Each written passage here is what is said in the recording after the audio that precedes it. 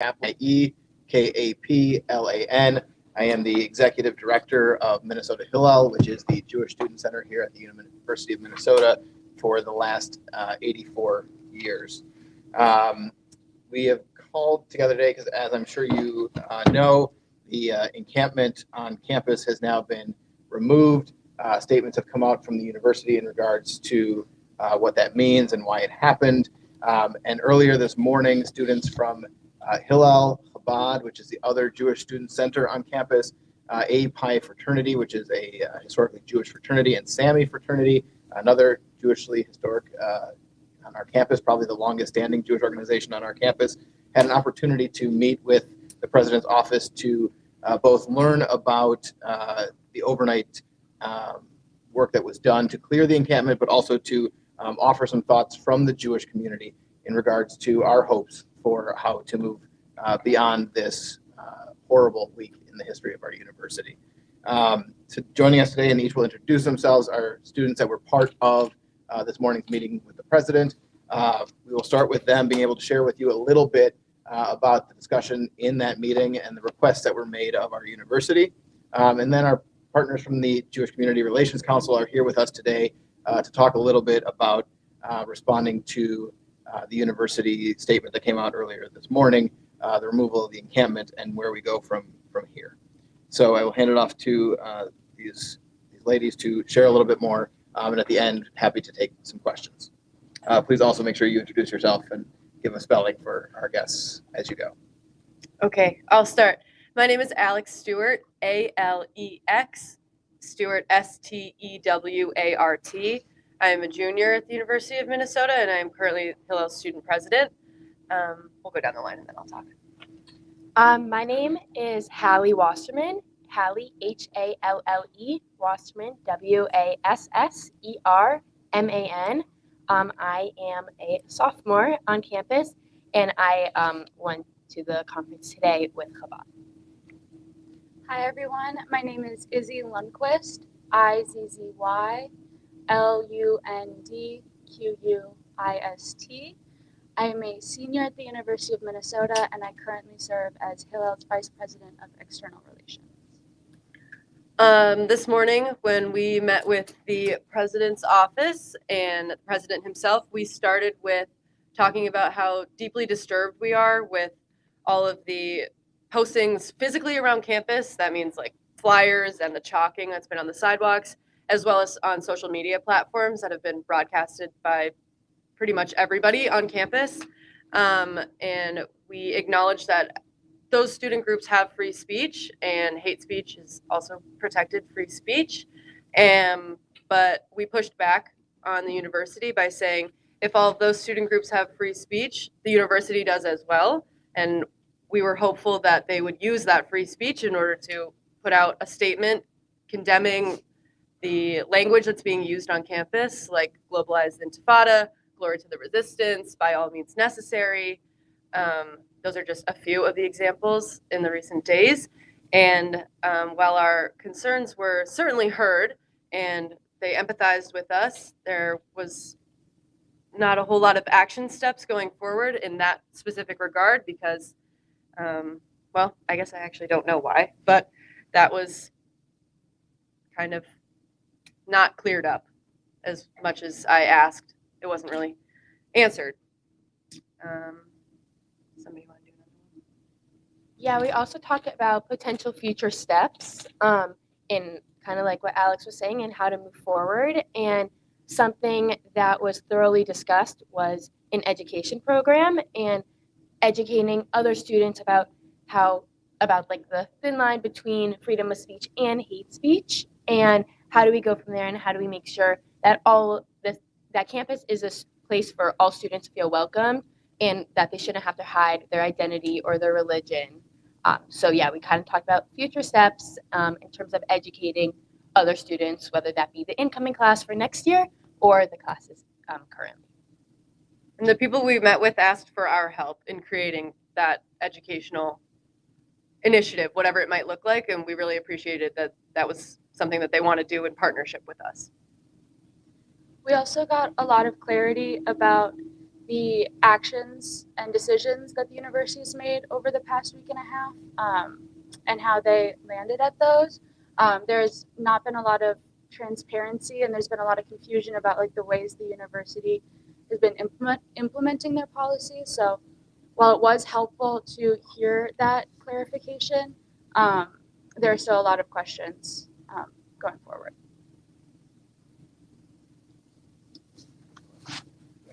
So I'm sure we'll get to a little bit more about the conversation as we get to questions later.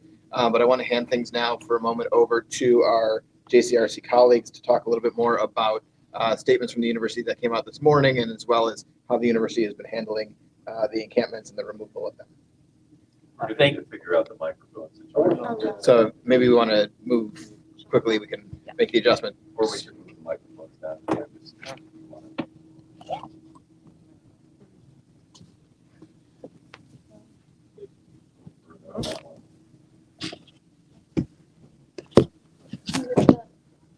Passing of the digital content. Thank you. Yeah, of course, thank you.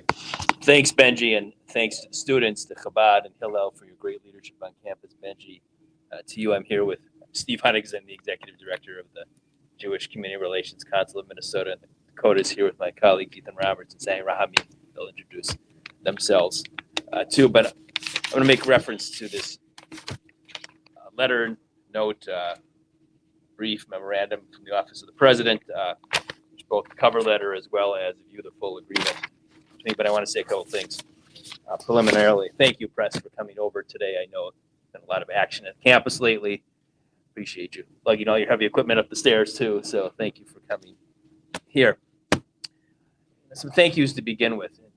Two public officials in particular have been outspoken in their support of community and Jewish students on campus.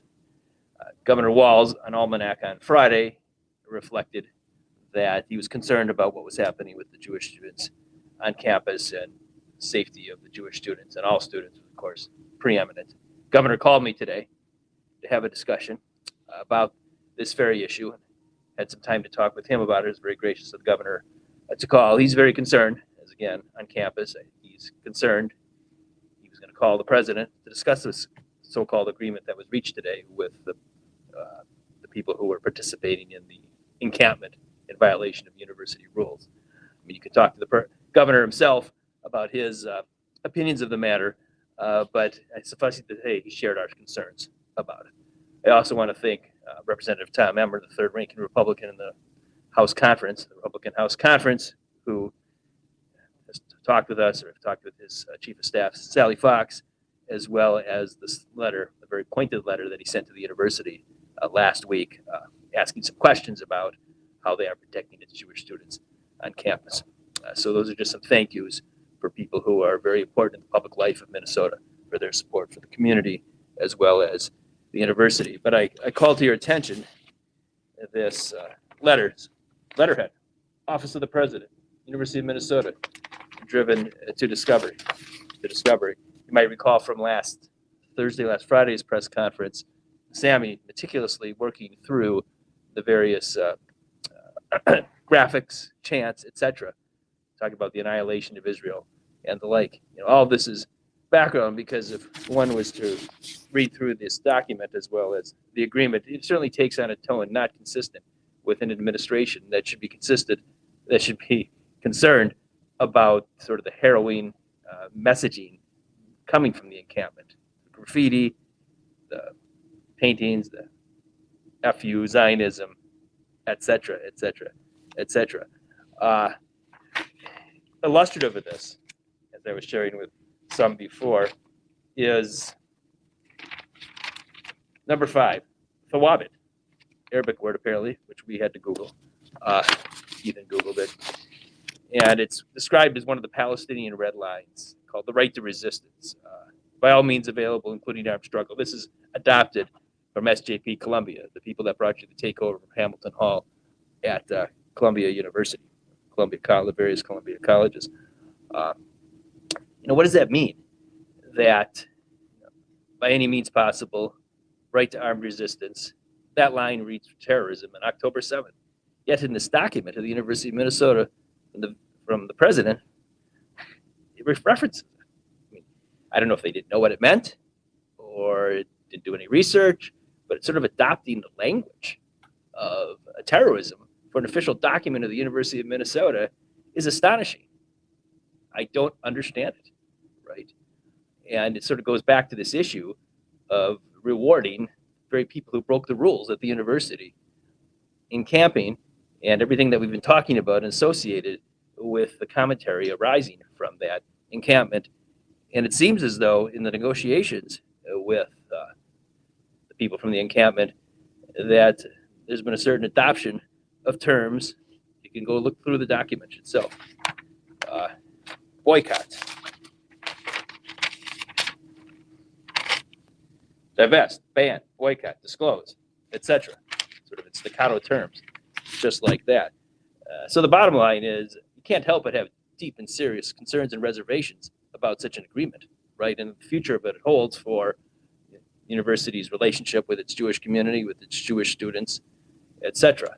I don't mean to speak in apocryphal terms. This is, as I said last Friday, a community that has long, deep-standing ties to the University of Minnesota feels the upward engine for decades and decades and decades, who educates the best and the brightest of the Jewish community and all students. But you wonder, what does the future portend at this point, given this agreement? And we welcome a dialogue with the president. You know, he's a good man. He has at heart all the safety of all students. Nevertheless, very deeply concerning at this point. So that's my comment. I urge you to review the document today, this so-called agreement. Of course, we hope for peace on the campus. We hope for a peaceful graduation ceremony. Students who have worked so hard all over these years to first matriculate to the university and then graduate from it with a degree that means a tremendous amount in the workforce and the rest of their lives. But let's keep it that way, right? We want to make sure the university degree continues to mean a lot for those who hold the degree and for those like me who are a graduate of this university, 4 generations of my family. Nevertheless, I think we have some concerns. Okay, Ethan. All right.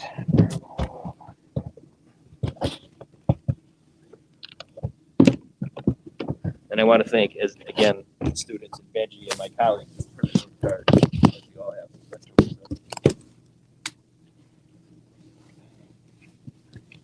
So, You heard it.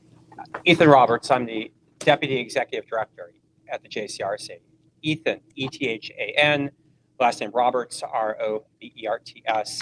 Steve Hunnigs is S-T-E-V-E-H-U-N-E-G-S. Since we had to move the microphones, I suppose whatever I have to say has to be worthy of moving all the microphones. And I don't want to be duplicative of anything that Steve said. I just want to add on to it.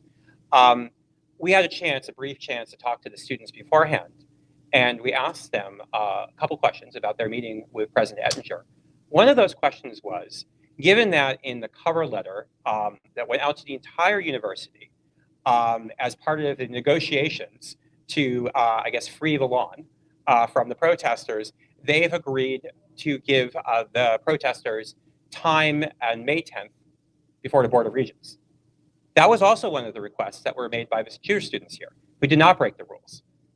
They were not given any such guarantee. Why? That's a great question, I think, to ask the administration. Do they have to occupy buildings in order to get equal time with the Board of Regents? Which buildings should they occupy? Number 2, you would never know, based upon the letter that went out to students, faculty, and staff, that October 7th happened. You would never know that was the worst trauma, the worst massacre of Jews since the Holocaust. The word Israel, Jews, anti-Semitism appears nowhere in this email, in this memo. All it says, while there is more work to do and conversations are still planned with other student groups affected by the painful situation in Palestine. Was that part of the negotiations with the students, that they only used the word Palestine? If they had said the word Israel, would they still be in the lawn right now? This is outrageous. The community is outraged. We would have expected that these students who have done nothing wrong, they're just trying to be students. They're just trying to go to class. Now, many of you were here last Friday. You know the systemic abuse on this campus, the systemic anti-Semitism on this campus. Jewish students who said, all I did was wear a necklace that has my name in Hebrew that was given to me on my bat mitzvah, and it was demanded of me, why are you murdering my roommate's family? right? You all heard that. That was well publicized. We would have expected, given that these students have done nothing wrong, but been the recipients of 1/3 of all reported bias incidents on this campus over this academic year. 1/3. Jewish students are 1% of the undergraduate population here. You would have thought that the least they could do is say, yeah, of course you can speak before the Board of Regents. Of course, we will also agree to some concrete steps of action. Apparently, the store was given away, right, to get them off the lawn in time for graduation. It is shocking.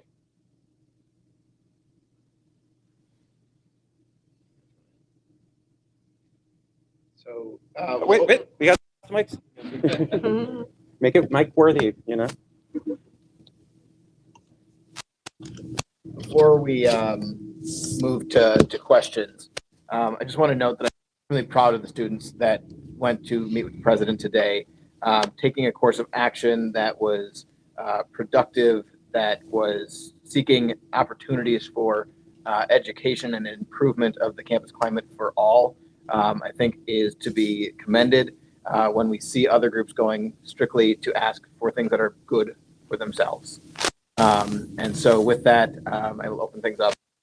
Questions, and we'll adjust the microphones accordingly.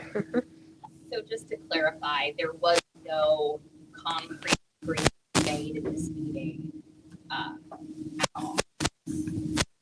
Like, the intention is to work with you folks, but in terms of we are doing this, that there's nothing concrete there. Yes, we did not have a similar agreement in the way that you've seen be released for the meeting that was yesterday. We did not have some sort of written formal, this is what we are agreeing to and this is what we will get in response.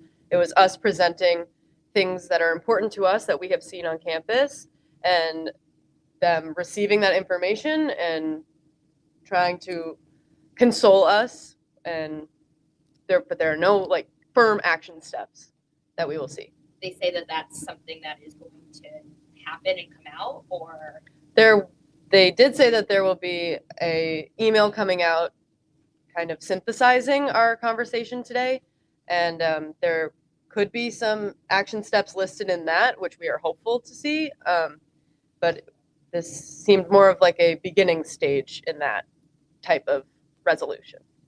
What action steps, though, would you like to see them, put something forward? Do you want to do that? Yeah. Okay. Gives us more time to think. It's nice. Yeah.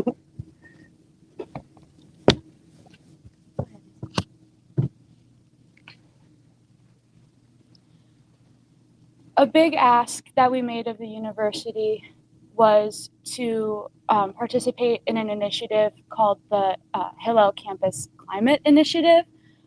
We have made this ask for several years now, and they did seem to be receptive of it. No promises were made, but the program would entail getting an understanding of what it's like to be a Jewish student on campus, where Jewish students feel uncomfortable and unsafe, and then working with university administrators, other stakeholders, so that would include Hillel, Jewish student leaders, and other folks, to receive training on how to address these issues in the community, and then lastly, developing best practices and processes to ensure that situations are handled more appropriately in the future. Yeah, that was a main ask that we made of them, because the programs like that don't exist here, and they need to. So a lot of the messages from administration kind of have references to something called a bias response network. So I mean, was a lot of the conversation about how these kind of already existing systems could be improved, or kind of the opposite, these don't exist and you need to create these? The bias response referral network, I believe is what it's called, that did come up in the meeting, and we expressed to them that students do not have confidence in the system, and we heard that those responses are read by people high up in the university, but we made it clear that that was not clear to students and that they have a long way to go in renewing student confidence in those tools. No specifics, they didn't give any specifics on how they plan to do that, but I look forward to seeing what they do there. If you were to talk to a Jewish student that's in high school thinking about going to the University of Minnesota, what would you tell them as of today? Would you recommend coming here or not? Absolutely. I mean, for the Shabbat dinners here and Chabad alone.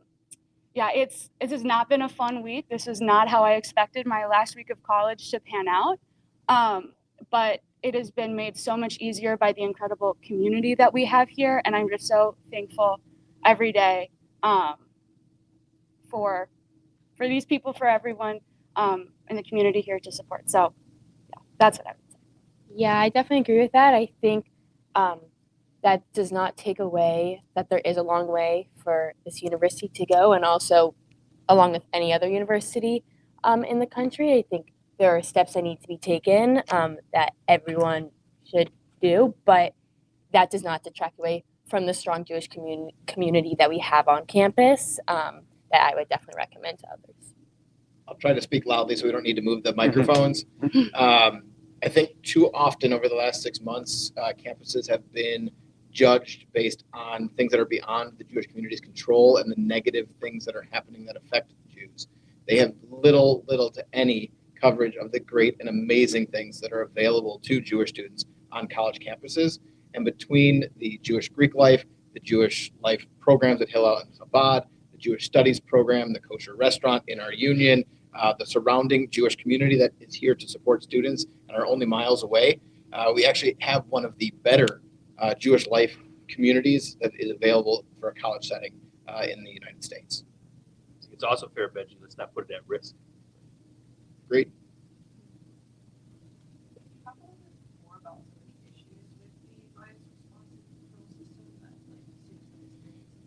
So again, I'll speak loudly since the microphone's at the other end.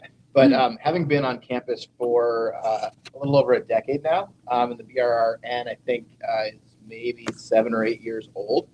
The feel often can be, I report something to the bias response and referral network, and I don't know what happens with that. And if something doesn't happen with it, it just sort of evaporates. When that happens, it can feel like a garbage can to students. Why would I spend my time reporting something if it's not going to go anywhere? Or I can't report something to that because the person that yelled that I should die or go back to Germany had their face covered and I don't know who they are. So I know clearly the university can't act on a report that says a random person on campus with their face covered told me that I should go back to Germany. And that made me feel unsafe, right? It's a lovely report for the files, but the actionable steps for the BRRN don't exist.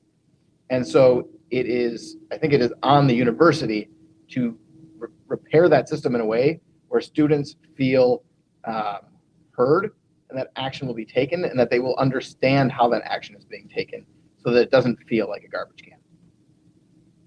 I'm just thinking, since the university president, his last day is on June 30th, less than 2 months from today, was there any mention of kind of how this is going to outlast the talk with the current president or kind of current administration? We did ask that President-designate Cunningham be in attendance at the meeting, and that did not happen, but there were staff who are staying beyond the end of President Ettinger's term. Yeah, we did also hear that this morning incoming President Cunningham was asking about how students are doing on campus, and Jewish students specifically, so that was very heartwarming to hear. Of course, actions speak louder than words, and we're really excited to see what she does when she does come to campus. Ettinger also noted that regular dialogue between our group and the university should be continued, and that's something that he wants to do. So we were happy to hear that. Again, actions speak louder than words. We'll see where that goes, but that was nice to hear. Have you guys talked to any of the Jews community leaders from other university campuses around the country? I serve as a part of what is called the Hillel International Directors Cabinet. So I am in constant communication with a group of other Hillel leaders around the country. And this is, of course, an issue on many campuses across the country. We are not immune, of course, here.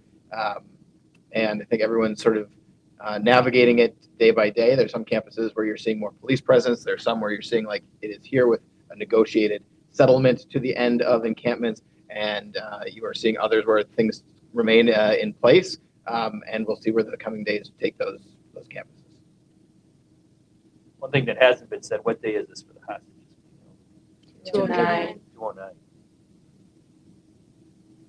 Has there been any dialogue with the other protesting group? Sit down to discuss it? So I think this is something that was brought up at the press conference last week. I was not here, but I will reiterate it, which is many of the groups who are participating in the encampment have a policy called anti-normalization. This means that if they even sit down with somebody who thinks differently about them in regards to Israel or the conflict, that is not okay because they believe that would then normalize that we even have a right to an opinion that matters. And so in an environment where you want to try and have more dialogue and create space, you're on a college campus where that should be first and foremost for students is to understand the other and to expand your knowledge. We are confronted with an other that will not even sit at a table to say, we want to understand where you're coming from. So it makes it a little bit harder. I'll speak loudly. The irony, of course, go back to number 5, where essentially talk about normalization. And now the university, through its president, has normalized the phrase "Taiwabit," right? You can refer to what I said before about the meaning of it, but there's certain irony there. We've heard your disappointments with this. Is there anything in this resolution, ending this encampment, that you do appreciate or like, or The encampment is without gone. arrest? You can go back to finals. I can go to Walter Library and study. I appreciate that. I would echo the notion that those groups get time at the Board of Regents meeting and they get amnesty for their behavior this past 10 days, which has been explicitly written and shared in previous emails from the university that is not how this works. You cannot have an encampment. There will be consequences to your actions. Like, that's how civil disobedience works, like Izzy noted in our meeting this morning. But those things are... Is there anything you appreciate? Oh, thank you. I appreciate that the disruption. Yeah. I appreciate that the disruption is gone, and I do not appreciate that they are getting rewards for it. So, go ahead. Yeah, No, let go me- ahead. Shoot, yeah. Please. I'll just add, so as someone who already graduated in my living room 2020, it was really reassuring to hear that they have plans in place to ensure that commencement is able to proceed with minimal disruptions, and that there are plans for any disruption. So that was very, very reassuring. Also, thinking about kind of what both Alex and Izzy were talking about, that it was put forward by them that they would want to continue discussions with Jewish groups on campus. Like they're saying, actions do speak louder than words. But the fact that they also suggested it hopefully means that they're wanting to move forward. I think it's important that the university clarify that they're opposed to armed resistance. So last week, it feels like a lifetime ago, Sammy, I'm not trying to pick on you, but you interviewed me in front of the graffiti in front of Kaufman Union, where it said things like glory to resistance, which Sammy explained on Friday. Hamas is an acronym for Islamic resistance, where it praised the PFLP, which is a Marxist Palestinian terrorist organization. And the university is good at like removing graffiti, and so is the Rain, right? And they take the flyers down. Okay, that's good. And then, as Steve indicated, they enshrine armed resistance in the agreement to end the illegal encampment. What is going on here? So since they have put that in the documents, they need to clarify in whatever statement they make, which they are going to need to do because they've already done a statement acknowledging, harm in Palestine, but nothing to do with Jews, that they, for the record, are opposed to armed resistance. And I do not understand this idea that they can't use their voice, that would somehow be impermissible. Sorry, I'm just going to remind the media again. If you go to the website at the University of Minnesota, you will still find the Gender, Women, and Sexuality Studies Faculty Statement on Palestine from October 13th, which denies atrocities, denies rape, says it's Islamophobic to call out what Hamas filmed themselves doing. So if they can have that statement on their website, why is it so difficult for Interim President Ettinger to say, no, we are opposed to armed resistance. We are opposed to rape. We are opposed to anti-Semitism. And for the love of God, could they please just say anti-Semitism without saying Islamophobia right after it? With 1/3 of all incidents reported, you just heard from Benji Kaplan, probably a lot of incidents are not reported because students have lost confidence, involve Jews, and they are 1%. Are we going to have an encampment again if the president would acknowledge anti-Semitism? Is that what they're concerned about? It is very difficult to be a leader in this community when you follow the rules. And when the rules are broken, you get what you want. What kind of incentives are we setting up for the future?